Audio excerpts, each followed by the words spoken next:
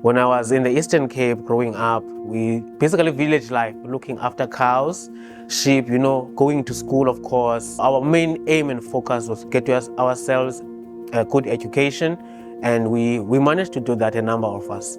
After passing my matric, I went to the Nelson Mandela University to pursue my undergraduate degree. It was a Bachelor of Arts in Business Management.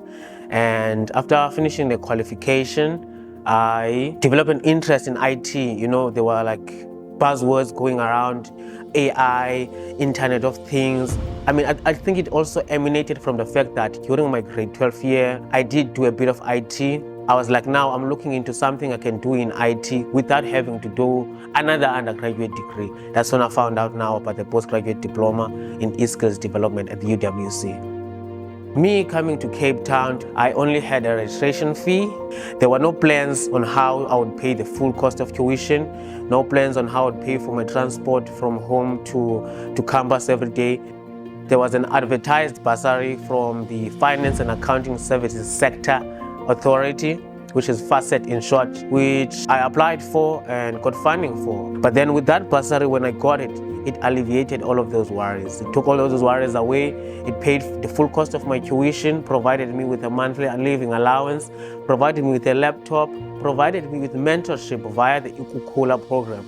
With the bursary I received, I managed to focus on what I was doing, which was my studies. That is why when I completed the qualification, I had good marks. Well, it was not a cum laude, but it was good marks nonetheless, yes. Knowing that our country is currently facing a high levels of unemployment, specifically among the youth, and knowing that I myself have scarce skills, especially within this area, is a humbling experience, I will not lie, because I'm able now to contribute to the development of my own country. There are projects that sometimes I think about that I think with this technology can be implemented back in the Eastern Cape, specifically in the villages, especially in terms of training. So for example, if you're working in the agricultural space, you can develop an application, whether it be in VR or AR, and train people that work in the agricultural field how to plant and grow crops, when to irrigate, how to handle crops and stuff like that. So those are some kinds of projects you can work on. Also at the same time, we can go into areas where I come from and raise awareness about the technology, so that people who are coming from high schools can know that, okay, there are qualifications like this one, there's technology like this one, you can actually work on in the different career pathways they can pursue within this area of study.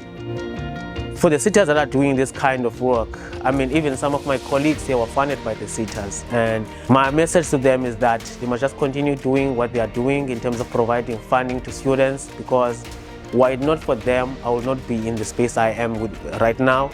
And even some of my colleagues will not be where they are right now. And the work that they are doing, they must just know that there is impact that they are making, not only to the students that they are funding, but even to the families, because after you receive the funding and start working, you are able now to change the situation at home.